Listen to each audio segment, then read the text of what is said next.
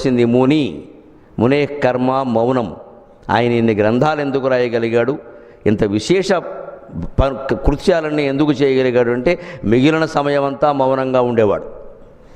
మనం కూడా అత్యవసరమైన పనులు మాత్రమే చేస్తూ అత్యవసరమైన మాటలు మాత్రమే మాట్లాడాలి. అనవసరంగా గంటల తరబడి కూర్చోవడం, అరుగుల మీద మగాళ్ళు, ఇంట్లో సోఫాలో ఆడాళ్ళు కూర్చోవడం, 3 గంటలు అత్తగారి మీద నేరాలు, కోడల మీద నేరాలు, 2 అత్తగారులు చేసి కోడళ్ళ మీద నేరాలు, 2 కోడళ్ళు చేరి అత్తగారుల మీద నేరాలు, ఈ 4 మగాళ్ళు అరుగుల మీద కూర్చొని మొత్తం రాజకీయ పార్టీలు గొడవలు. ఇవన్నీ చెప్పుకున్నాక చివరికి తెలియదు ఏమిటంటే 5:30 అయ్యాక చీకటి పడ్డాక మనం ఏం చేస్తాంలే ఇవి అలాగే ఉంటాయి. ఈ మాట 3 గంటల క్రితం గ్రహిస్తే ఎంత బాగుండేదో. 3 గంటలు వృధా చేసేసి అనవసరపు మాటలన్నీ మాట్లాడుకుని మనం ఏం చేస్తాం, ఈ తరం అలాగే పాడైపోయింది. ఆ విషయం మధ్యాహ్నం తెలీదా? అంటే మన లోపల ఒక బలహీనత ఏమిటంటే, నాకేనా మీకేనా మనం అంగీకరించాల్సిన బలహీనత ఏమిటంటే మాట్లాడకుండా మనం ఉండలేకపోతున్నామండి. అసలు పెద్ద వ్యాధి అది. నలుగురు లేకుండా, నలుగురితోనూ మాట్లాడకుండా, కాలక్షేపం లేకుండా. కాలక్షేపం అంటే మన దృష్టిలో ఆత్మగతమైన కాలక్షేపం కాదు, ఎవరో ఉండాలి. ఏదో పొగడ్డమో తిట్టడమో విమర్శో ఏదో ఒకటి ఉండాలి. ఇది లేకుండా మనం ఉండలేకపోతున్నాం. ముందు అది వదిలించుకోవాలి. ముని అంటే అర్థం అది. నేను నలుగురు లేకపోతే ఉండలేను, నాకేం తోస, అదో వ్యాధమ్మా, డాక్టర్ గారికి చూపించుకో. అదే గొప్ప విషయం కాదు అది. నలుగురిని కలుపుకుపోవడానికి ఏమైనా ఉద్యమమా? ఎందుకు అవసరం ఏమిటి? ఏకాంతంగా ఎందుకు ఉండలేకపోతున్నాం మనం? ఒక్కడమే ఉండాలి. ఎవరు ఉండాలి? వీళ్ళ సెల్ ఫోన్ కూడా కట్టేయాలి, టీవీ కూడా కట్టేయాలి, పుస్తకం కూడా కట్టేయాలి. ఏ మంత్ర జపం చేస్తామో అదే చేయాలి. ఎంతసేపు చేయగలమో అంతే చేయాలి. కొంతసేపటికి పూసల దండ ఉంటే ఉంటుంది, లేదా కింద పడుతుంది, మనకు అనవసరం అది. అలా వెళ్ళిపోవాలి జపంలో అంతే. అక్కడ ఆవురావురమైన ఆకలేసి అన్నం తినేవాడు ఎవడైనా ముద్దలు లెక్కెట్టాడా? ఉయ్యాల్లో పడుకున్న బళ్ళాన్ని లేపి ఎగరేసి ముద్దెట్టుకునే తల్లి ఎవరైనా ముద్దులు లెక్క పెట్టిందా? నా దేశ సరిహద్దుల్లో ఉండి, కాశ్మీర్ సరిహద్దుల్లో ఉండి పోరాడుతున్న సైనికుడు ఎవడైనా శరీరానికి ఆయన గాయాలు లెక్క పెట్టాడా? పరమాత్మ ధ్యానంలో ఎప్పుడూ పూసలు లెక్క పెట్టకూడదండి. అది ప్రాథమిక దశ. అది ప్రాథమిక దశ. ఇది 100 కదా, ఇది 108 కదా, నేను ఎన్ని లక్షలు చేసి అన్ని లక్షలు చేసి మళ్ళీ అంకె రాసి పెట్టుకోవడం, ఇదంతా మొత్తం లెక్కలు, అకౌంట్స్కు పనికొస్తాయి ఇవన్నీ. నేను ఇన్ని వేల జపంలో నువ్వు ఎన్నిసార్లు మనస్సు పెట్టావో నీకు తెలుసా? పూసలు లెక్క పెట్టడం ప్రాథమిక దశ. ఆ దశని దాటి వెడుతున్న కొద్దీ దండ పక్కెళ్ళిపోవాలి. ఇంక మనస్సంతా లీనమైందంతే. మనకు అనవసరం, ఎవడు పిలిచినా వెళ్ళం. అది మునియై. ఎవడు యుక్త కర్మధుని అయినా వ్యాసుడు బ్రహ్మచారి అయి ఉండి పెళ్ళాం పిల్లలు లేనటువంటి వాడు, ఒంటరి వాడు, కనీసం కష్టసుఖాలు చెప్పుకుందుకు ఆడతోడు మగతోడు ఏమీ లేనటువంటి వాడు తాను చేయవలసిన పనులు మానలేదు. యుక్త కర్మ ధునియై. ఈ లోకానికి ఎంత సాహిత్యం అందించాలో అంత అందించాడు. 4 వేదాలను విభాగం చేసి ఇది యజుర్వేదం, ఇది ఋగ్వేదం, ఇది సామవేదం, ఇది అథర్వవేదం అని ఆ మహానుభావుడు చెప్పకపోతే బ్రాహ్మణులు కాదు మరొక బ్రహ్మదేవుడు దిగివచ్చి కూడా ఇవాళ వేదాలను విభాగం చేసి చెప్పలేడు. అది వ్యాసుడు ఈ దేశానికి కాదు యావత్ ప్రపంచానికి పెట్టిన భిక్ష. కలగాపులగం అయిపోయి ఉన్నాయి. ఎక్కడ రాశి లేవండి, రాశి లేవు, కలగాపులగం అయిపోయి నోళ్లల్లో ఉన్నాయి. కొంతమంది బ్రాహ్మణులకి అప్పట్లో ఉన్న వాళ్ళకి నోళ్లల్లో ఉన్నాయి. ఈయనో కొన్ని ఆయనో కొన్ని చెప్పేవాడు. ఈయన పోతే ఆ కొన్ని పోయినట్టే, ఆయన పోతే ఈ కొన్ని పోయినట్టే. అందుకని ద్వాపర యుగాంతంలో సత్రయాగం తలపెట్టి వ్యాసుడు 100 సంవత్సరాల పాటు యాగం చేసి దేశంలో ఉండేటువంటి వేద పండితుల్ని, ఋషుల్ని అందరినీ కూడా తన పలుకుబడి మేరకు పిలిపించి అందరినీ కూర్చోబెట్టి ఐహికమో ఆముష్మికమో ఏదో ఒక ప్రయోజనం లేకపోతే ఈ పండితులు ఎవరో దొరకరు కాబట్టి వాళ్ళకేదో కాస్త ఇస్తామని చెప్పి, ముక్తి కూడా వస్తుందని చెప్పి, ఇది ప్రాథమిక కర్తవ్యం అని చెప్పి మొత్తం మీద ప్రబోధించి భయంతో కొంతమందిని, భక్తితో కొంతమందిని లొంగ తీసుకుని కూర్చోబెట్టి వాళ్ళకి తెలుసున్న వైదిక విజ్ఞానమంతా గ్రంథస్థ చేయించకపోతే ఈ సాహిత్యం మనకి దక్కేది కాదండి. అది వ్యాసుడు. అంత సాహిత్యాన్ని మనకు సత్రయాగం రూపంలో అందించాడు, లిఖిత రూపంలో అందించాడు. ఎందుకంటే కలియుగం వచ్చిందంటే మానవులకి జ్ఞాపక శక్తి ఉండదు. చాలామందిని చూస్తున్నారు మీరు. 4 ఎక్కాలు అప్పగించగలిగిన వాడు లేడు. ఓ శ్లోకం చదివితే 2వ శ్లోకానికి పుస్తకం చూడాల్సిందే. ఆ 2 కంఠస్థం చేయలేకపోతున్నాం మనం. అల్పాశ్చ మందమందాశ్చ అల్పప్రజ్ఞాశ్చ భాగవతంలోనే చెబుతాడు వ్యాసుడు. కలియుగంలో ఎలాంటి మానవులు పడతారు అంటే మందాశ్చ మందమందాశ్చ అల్పప్రజ్ఞాశ్చ రాన్ రాజు గుర్రం గాడిద అంటాడంతే. ఇంకా మనుషులు పొడుగ్గా ఉండేవాళ్ళు కూడా ఉండరయ్యా. పట్టుమని 6 అడుగుల పొడుగు కాదు, 5 అడుగుల వాళ్ళు కూడా ఉండరు. 4:30, 3:30లోకి వెళ్ళిపోతారు మగాళ్ళందరూ అని చెప్పాడు. అనుమానం వెళ్ళి మనిషి పొడుగ్గానే ఉండడు, పట్టుమని 2 ముద్దలు తినలేడు. మనకి 2 ఇడ్లీ ఎక్కువ, 1 తక్కువ. కాబట్టి 1:30 తింటాం మనం. అర్భక ప్రాణులం. 2 పెడితే ఎక్కువ అంటాం మనం. 1 పెడితే ఏం సరిపోయింది అంటే ఎంత పెట్టాలి? 1:30 ఎవడ పెడతాడమ్మా? పెడితే 2 పెడతాడు, లేకపోతే 3 పెడతాడు. మన ప్రాణాలు అలాగే ఉన్నాయి. అరగంట సేపు టిఫిన్ కాగలేము, అరగంట ఆలస్యమైతే ఉండలేము, అరగంట సేపు టిఫిన్ కాగలేము, 6 ఇడ్లీ మించి తినలేము. దీనికి మన గ్రంథాలు ఎక్కడ అర్థమవుతాయి? అవే అర్థం కాని స్థితిలో మౌఖికంగా వాంగ్మయాన్ని కంఠస్థం చేయాలంటే ఎంతమందికి సాధ్యం అవుతుంది? ధారణ బ్రహ్మరాక్షసులు ఎంతమంది ఉంటారు? అందుకని వ్యాసుడు ఊహించి, వద్దురా బాబు ఈ గొడవ పుస్తకాల్లో రాసి పారేస్తే ఎవడో ఒకడు చూస్తాడు, ఏదో రకంగా ముద్రణ అయితే అని ఆ మహానుభావుడు 4 వేదాలు గ్రంథస్థం చేయించడం వల్ల, భారత భాగవతాది వాంగ్మయాలన్నీ గ్రంథస్థం చేయించడం వల్ల ఈవేళ మనం 14,093 శ్లోకాల వ్యాస భాగవతాన్ని, 1,700 భారతాన్ని, 4 వేదాలని, శాస్త్రాలని, 18 పురాణాలని అందుకోగలుగుతున్నాం. వేల కృతజ్ఞతల మహర్షి. ఈ జాతి మొత్తం ఇక మీద సంతానాన్ని కనడం మానేసి దాంపతులు మొత్తం తమ జీవితాన్ని మొత్తం వ్యాస సాహిత్య ప్రచారానికి ధారపోసిన వ్యాస మహర్షి యొక్క రుణం తీరేది కాదు, మనం తీర్చుకోగలిగేది కాదు. అది చెయ్యమని ఆయన అడగట్లా. నేను ఎలాగూ పెళ్లి చేసుకోలేదు, మీరెందుకు మానేస్తారా అన్నాడు ఆయన. సంతానాన్ని కనాలి, వృద్ధి చేయాలి. కానీ ఆ సంతానానికి వ్యాసుడు గురించి చెప్పాలి, భారతం గురించి చెప్పాలి, భాగవతం గురించి చెప్పాలి. మన దేశాన్ని, మన భూమిని, మన వ్యవసాయాన్ని, మన పల్లెటూళ్ళను నమ్ముకునేటువంటి నాగరికత మళ్ళీ వస్తే వ్యాస మహర్షికి అది సరైన నివాళి.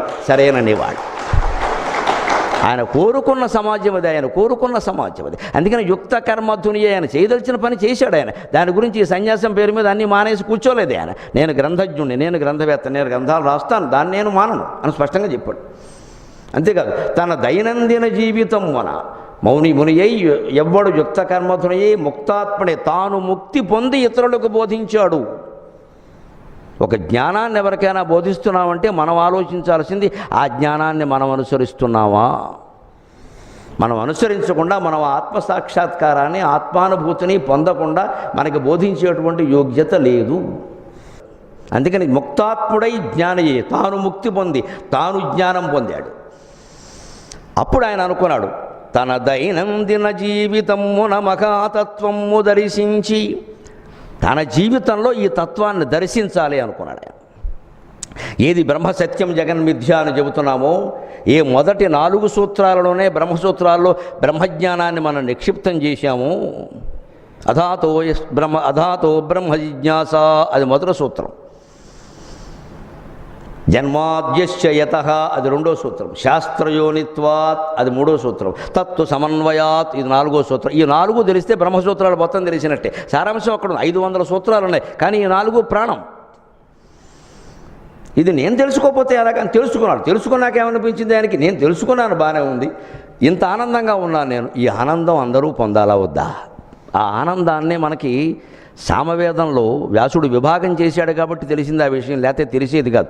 సామవేదంలో ఒక మంత్రం ఉంటుంది, హావు హావు అఖమన్నమఖమన్నమఖమన్నం అఖమన్నాదో అఖమన్నాదో అఖమన్నాదఖ కృతహగ్గుశ్లోక కృతహగ్గుశ్లోక కృతహగ్గుశ్లోక కృతు హావు హావు అని ఉంటుందండి. సామవేదం ఇలాగే చదువుతారు.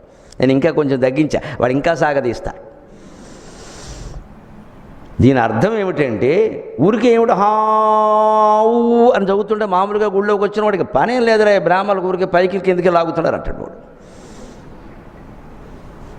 ఆత్మసాక్షాత్కారాన్ని పొందిన జీవి తన అనుభూతిని ఆ మాటల్లో వ్యక్తం చేశాడండి.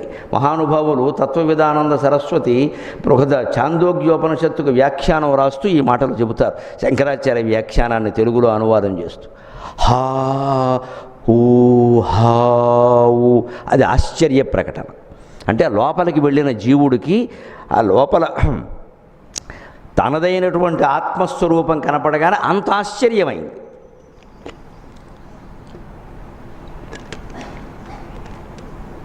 ఆ ఆశ్చర్యాన్ని ఎలా ప్రకటించాలో తెలియక హావు హావు. ఇంకా నాకు చదువుతుంటే తోచిన ఆలోచన, ఆ హావు తిరగండి ఊహా, ఈ ప్రపంచం అంతా ఊహ, జీవితం అంతా ఊహ, ఇదో స్వప్నం, అది అనవసరంగా బాధపడక, అది అర్థం ఊహ. అందులోనే ఏం చెప్తున్నాడు, అఘమన్నమఘమన్నమఘమన్నం, ఈ అన్నం నేనే, ఈ అన్నం నేనే, ఈ అన్నం నేనే. అన్నం ఎదురుగా పెట్టుకున్నాం కంచం, అన్నంలో ఈ అన్నం నేనే, అన్నం తానే అని అర్థమైంది ఆయనకి. అన్నం తింటూ ఉంటే మనం ఏమనుకుంటాం, అన్నం వేరు మనం వేరు కదమ్మా, లేదా అన్నం ఎలా తింటాం? కానీ ఎలా అర్థమైంది? అన్నం వేరు నేను వేరు కాదు, నేను ఎక్కడి నుంచి వచ్చాను, ఈ శరీరం ఎక్కడి నుంచి వచ్చింది? పంట పండింది, అన్నం వచ్చింది, అన్నం తిన్నాం, శరీరం పెరిగింది. అసలు పెరగడం అంటే అన్నంతో పెరిగిందండి, రావడంతో అన్నంతో వచ్చింది. అది పొరపాటే, రావడం కూడా అన్నం వల్లనే వచ్చింది. తల్లి అన్నం తింది, తండ్రి అన్నం తిన్నారు, ఇద్దరు శరీరాలు వృద్ధి చెందాయి. తల్లి అన్నం శరీరంలో అన్నం, తండ్రి శరీరంలో అన్నం ఏమైంది? అన్నం అన్నరసంగా మారింది, అన్నరసం చర్మంగా ఏర్పడింది, అన్నరసం కాస్త పేరుకుని రక్తంగా మారింది, రక్తం గడ్డగట్టి మాంసమైంది, మాంసం మీద కొవ్వు పేరుకున్న కొవ్వు గట్టిపడి ఎముకగా మారింది, ఆ ఎముకగా మళ్ళీ మధ్యలో రంధ్రం ఏర్పడి మూలగా ఏర్పడింది, ఆ మూలగ మళ్ళీ పురుషుడిలో వీర్యంగా మారింది, అదే మూలగ స్త్రీలో రక్తంలో కలిసి పాలగా మారింది. మొత్తం మీద అన్నమే కారణమా కాదా? అంచేది జీవి పుట్టుకకి అన్నమే కారణం, జీవి దేహం పెరగడానికి అన్నమే కారణం. జీవి పుట్టడానికి మగవాడు కారణమైతే జీవి పెరగడానికి కారణమైన పాలు ఇవ్వడానికి స్త్రీ కారణమవుతోందమ్మా. అమ్మవారికి స్త్రీ పురుష భేదం లేదు, అందరికీ సమానంగానే ప్రాధాన్యం. స్త్రీ ఆవిడే, పురుషుడు ఆవిడే. ఇంతది ఈ మునికి అర్థమైంది ఏమిటంటే ఉపనిషత్తుల్లో అకమన్నమకమన్నమకమన్నం. ఓ, ఈ శరీరం ఈ అన్నం నుంచి ఏర్పడిందా? నేను తిరిగి శరీరం విడిగా ఉండి అన్నం తింటున్నానా? ఎంత ఆశ్చర్యకరమైన విషయం ఇది. అప్పుడు అగమన్నాదో అగమన్నాదక, నేనే అన్నాదక, అన్నం అత్తీతి అన్నాదక, నేనే అన్నం తింటున్నానా? నేనే అన్నమా? నన్ను నేనే తింటున్నానా? ఏం విచిత్రం ఇది! ఈ విచిత్రం అంతా మనకు అర్థం కావాలంటే నేను చాలా సులభమైన ఉదాహరణ చెబుతా. మహిళలు ఎక్కువగా ఉన్నారు, మగాళ్ళకి అర్థమవుతుంది, మహిళలకు ముందే అర్థమవుతుంది. గర్భంతో ఉన్న తల్లిని గమనించండి. మీరు బస్సు ఎక్కితే 1 టికెట్ తీసుకుంటారా, 2 టికెట్లు తీసుకుంటారా? కొంపలు అంటుకుపోవు.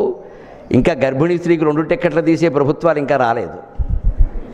నువ్వు గర్భంతో ఉన్నావు కాబట్టి 2 టికెట్లు అనే కండక్టర్ ఇంకా పుట్టలేదు దేశంలో, అంతవరకు నయం.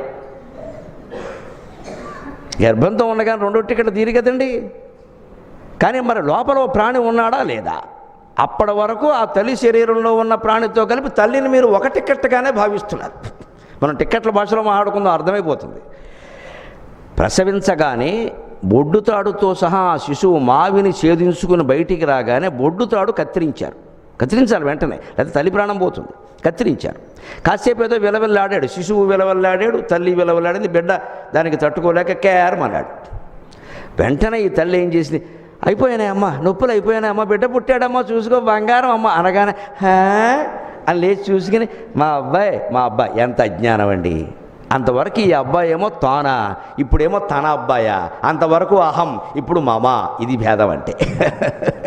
తల్లి కడుపులో ఉన్నప్పుడు తల్లి కడుపులోనే బిడ్డ అంటే బిడ్డ కూడా తల్లే, బిడ్డ విడిగలేడు, బిడ్డ కూడా తల్లిలో భాగం. ఆ విషయం తల్లికి తెలుసు. కానీ స్పష్టంగా ఎంత మాయలో పడుతోంది అంటే తన కడుపును ఛేదించుకునే తనేదో మార్గం ద్వారా బయటకు వచ్చేసరికి, బొడ్డుదాడు కత్తిరించేసరికి నేను వేరు వీడు వేరు, మా అబ్బాయి ఎవరో ముట్టుకోకండి అంటుంది వెంటనే.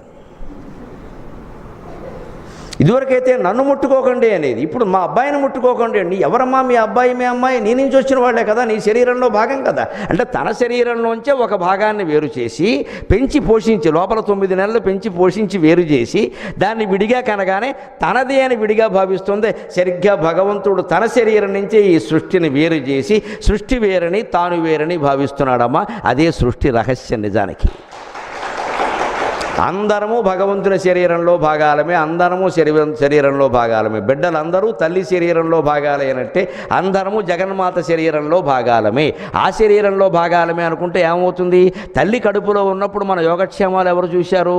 తల్లే చూసుకుంది. మనం ఏమైనా అమ్మా అని ఏమైనా కడుపు ఏమైనా గోకేమా లోపల నుంచి? అన్నం పాలి అప్పుడు పాలు ఏం తాగుతావు? అన్నం తిను, నువ్వు తింటే కానీ నాకు రాదు. గోంగూర పచ్చడి తినమని చెప్పానుగా అని చెప్పామా?